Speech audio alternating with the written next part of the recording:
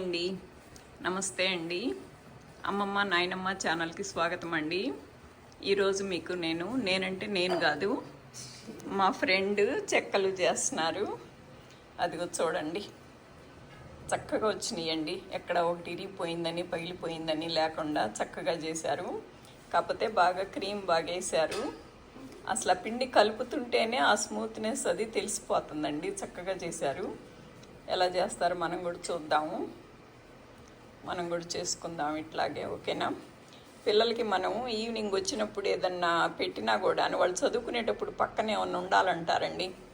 నేను కూడా మా పిల్లలకి ఈ కాననో ఇటు ఏదన్నా పెట్టేదాన్ని, చిలకడ దుంపుడుకు వేసి పెట్టటమనో అదేనో ఇదేనో గారెలనో ఇది ఏదో ఒకటి బొబ్బట్లు ఏది చేసి పెట్టినా కూడాను అవి రాగానే తినటానికి మమ్మీ, మళ్ళీ మేము చదువుకునేటప్పుడు మా పక్కన ఇంకేమైనా ఉండాలి చేతుల్లో తినటానికి అంటారండి. ఇలా చెక్కలు చక్రాలు అట్లాంటివి ఏమైనా ఉండాలన్నమాట, స్నాక్స్ మనం ఎవరైనా వస్తే పెట్టడానికి కానీ వాటికి. ఓకేనా? ఇక చూద్దామండి, ప్రొసీజర్లోకి వెళ్దామండి. ఎలా చేస్తున్నారో చూద్దాం. ఇదిగోనండి, ఈరోజు చెక్కలకి 1 కేజీ పిండి తీసుకున్నామండి, వరిపిండి. ఇది సాల్ట్ టేస్ట్కి తగినంత. ఇది వేసిన పప్పుల పొడి అండి. ఇది నువ్వు పప్పు. ఇది క్రీము. కేజీకి 1 స్టిక్ వేస్తున్నాము. ఇదేమన్నాను, అల్లము, పచ్చిమిరపకాయ, కరివేపాకు, పుదీనాకు కలిపి పేస్ట్ చేసి పెట్టుకున్నామండి. ఇదేమన్నాను, పెసరపప్పు నానబెట్టుకున్నాము. పెసరపప్పు ఎన్ని 1 కప్పు వేసారండి. అది కేజీ బియ్యానికి 1 కప్పు అనమాట. పెసరపప్పు నానబెట్టి పెట్టుకున్నాము. ఇదిగోనండి, ఫస్ట్ వరిపిండిలో ఆ క్రీమ్ వేసేసి మిక్స్ చేసుకోవాలి. క్రీమ్ అంతా బాగా కలిసేలాగా మిక్స్ చేసుకోవాలండి. ఇదిగో నువ్వు పప్పులు వేసేద్దామండి. వేయించిన శనగపప్పుల పొడి కాదు, పచ్చిపప్పుల పొడి. పప్పులు కూడా వేసేసేద్దామండి. పొడి పిండిలో వేస్తే బాగా కలుస్తాయి. ఉప్పు, వేసిన పప్పుల పొడి, నువ్వు పప్పులు మిక్స్ చేసాము. ఇప్పుడు ఆ పెసరపప్పు కూడా నీళ్ళల్లో నుంచి తీసేసి వేసేసుకోవటం. ఆ నీళ్ళు పారబోయకుండా మళ్ళీ ఆ నీళ్ళు పోసి కలుపుకోవచ్చండి పిండిలో. అది పచ్చిమిరపకాయ, కరివేపాకు, పుదీనాకు అన్నీ వేసి మిక్స్ చేసి, అది మిక్సీ వేసిన అది పేస్ట్ కూడా వేసేసి ఈ రైస్ ఫ్లోర్లో కలపటమేనండి.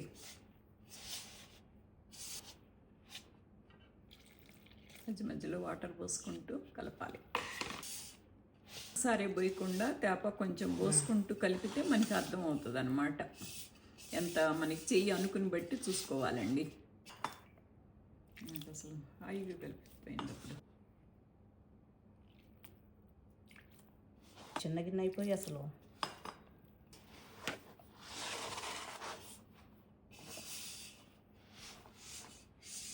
చేతికి అరపదు కదండి, అందుకని తీసి పక్కన కొంచెం కొంచెం పెట్టుకుంటా.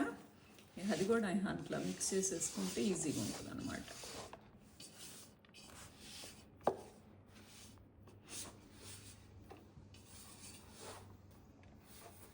ఇప్పుడు మళ్ళీ మొత్తం కలిపేసి మిక్స్ చేసేస్తే అన్నీ ఉప్పు కారాలు ఒకసారి సరి చూడండి. కొద్ది కారం తక్కువ ఉన్నట్టుంటే మళ్ళీ కొంచెం వేసి కలుపుతున్నారు. ఆ టేస్ట్ అంతా ఈ పిండి కలపటంలోనే ఉంటుందండి. అందుకే వెనక వాళ్ళు పిండి బాగా కలుపుతారు అని చెప్పేసి పనిమాల ఒక స్పెషలిస్ట్ని తీసుకొచ్చి పిండి కలిపిస్తారండి. కలపటంలోనే ఉంటుంది టేస్ట్. ఇవన్నీ పెద్దవాళ్ళు వచ్చి కలిపిన తర్వాత పిల్లలు వచ్చి ఉండలు చేయటము, చెక్కలు చేయటము చేస్తే మళ్ళీ పొయ్యి మీద వేయటం, మళ్ళీ పెద్దవాళ్ళు వచ్చేస్తారనమాట వెనక. అది పద్ధతి. ఇదిగోనండి, కొంచెం కొంచెం తీసుకొని ఉండలు చేసుకొని పెట్టుకోవాలన్నమాట. వేసేసుకొని పూరి ప్రెషర్ ఉంటే పూరి ప్రెషర్లో నొక్కుకోవచ్చండి. మాకు పూరి ప్రెషర్ లేదని ఇలా ఉండలు ఒక పేపర్ మీద ఉండలేసేసి మళ్ళీ ఇంకో పేపర్ ఇలా చేసేసి పెట్టి నొక్కుతున్నారనమాట. యాంటీ ఐడియా, నేను ఎప్పుడు చూడలేదు ఇది. బట్ ఇది ఇంకా రౌండ్ ఇంకా చక్కగా ఇంకా బాగా వస్తున్నాయి.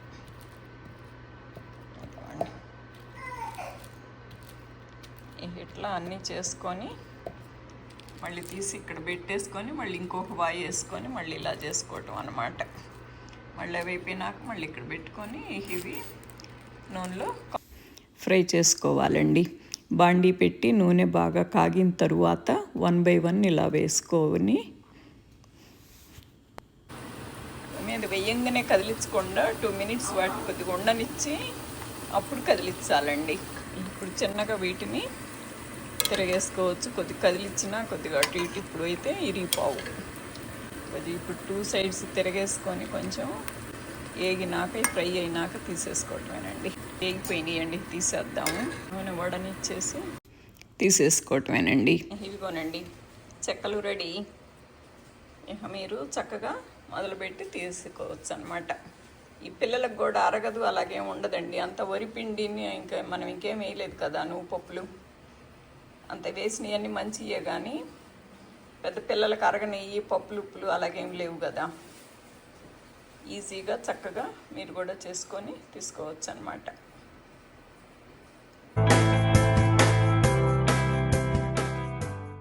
ఈరోజున హార్వెస్ట్ పెడతాను. కాకరకాయలన్నీ కోసేస్తానండి. ఈ 4గా ఉంది, 4 కోసేస్తాను. చిక్కుడు పూతలు బాగా వస్తున్నాయండి. కాకపోతే మరి ఎండలకి అయ్యి కాయలు అవుతాయి అవో నాకు తెలీదు. తమ్మ కూడా పూత బాగుంది. బన్నీ వచ్చింది. అసలు దాన్ని ఎట్లా తరమాలన్నా ఇద్దరం చెరువు పక్క నుండి తరిమినా కూడా అది వెళ్ళటలేదు. దానికి తెలియట్లా, చిన్న పసిపిల్లది. దాన్ని బయటికి పోవటం తెలియట్లా, ఇక్కడిక్కడే తిరుగుతుంది కదండి. నాకు గుత్తగా అలా ఉండాలి కదా, ఇలా చేసేసింది అనమాట. ఏం చేయాలి దాన్ని అసలు ఎట్లా తరమాలో కూడా తెలియట్లేదండి. నాది చిలకడ దుంప ఇంత బాగా వస్తుంది అనమాట. అన్ని ఇలా చేసేస్తున్నాయి తినేసి. ఇవి కూడా కోసేస్తానండి. అక్కడోటి ఉంది రెండును. మరి మొదలు పెడితే చేదు వస్తున్నాయి, కోసేస్తే బాగుంటుంది. ఇవాళ ఏం లేవండి. నేను పిందెలు ఉన్నాయి కానీ కోసాను. నిన్న ఒకటి మొన్న ఒకటి వస్తే. ఎండలు యాజ్ యూజువల్ అండి. బెండతల్లి మాత్రం రోజు ఇస్తుంది. అసలు బాగా పాట్లోనే ఒక 7-8 కాయలు వస్తాయండి. అటేపు ఉన్నాయి, అక్కడ 4 వస్తాయి. రోజు 10 కాయలు. ఇంకొక సొరపింద పడిందండి కాయ. ఆ పిందె ఒకటి మురిగిపోయినట్టుంది, ఒకటే వస్తుంది. కాయలు అయితే టూ మెనీ అయితే లేవండి. నా మీద అలిగింది ఎలాగైనా దొండ చెట్టు. దోస పింద, ఒక పొట్లకాయ మెలికలు తిరిగిపోయింది. ఇది ఎప్పుడో ఈ మెంతి కూర కూడా కోస్తానండి. ఇది కొత్తిమీర పీకేసిన తర్వాత వేసింది. ఇది కోసేసుకో. ఈరోజు హార్వెస్ట్ అండి. మొత్తం మీద నేను అసలు ఏమి రావట్లేదు. అసలు ఇదిగోనండి 3 అంటే 3 దొండకాయలు. ఎందుకోనండి నా దొండ చెట్టు నా మీద అలిగింది. ఎందుకో మీకేమన్నా తెలిస్తే చెప్పండి ఏం చేయాలో. ఇదిగోనండి 2 అంటే 2 టమాటాలు. ఈ బెండకాయలు మట్టుకు వస్తున్నాయండి. నిన్నటి ఇవాళ బెండకాయలు ఒకరోజు కాదు. ఇదిగోనండి కాకరకాయలు ఒక 5 కాయలు వచ్చినాయి. ఒక గుప్పెడు చిక్కుడుకాయలు, 4 అంటే 4-5 బంగాళదుంపలు. చెట్టు ఏదో వడిలిపోయి పడిపోతేనే అది పీకేసాను అనమాట. ఎక్కువ రాలేదు. 3 కీరాలండి ఇవి. ఏం రావట్లేదు అనుకున్నాను. ప్లేట్లో పెడితే పళ్ళెంలో నాకు సరిపోలేదు. నిజంగా నాకు సరిపోతున్నాయండి. ప్లస్ ఇంకెవరికైనా ఇవ్వటానికి కూడా ఉన్నాయి. కాకపోతే నాకు టూ మెనీ రావట్లేదు. I'm okay. బట్ నాకు నేను తిని ఇంకెవరికైనా పెట్టడానికి కూడా వస్తున్నాయి. అది నాకు హ్యాపీ అనమాట. ఓకేనా.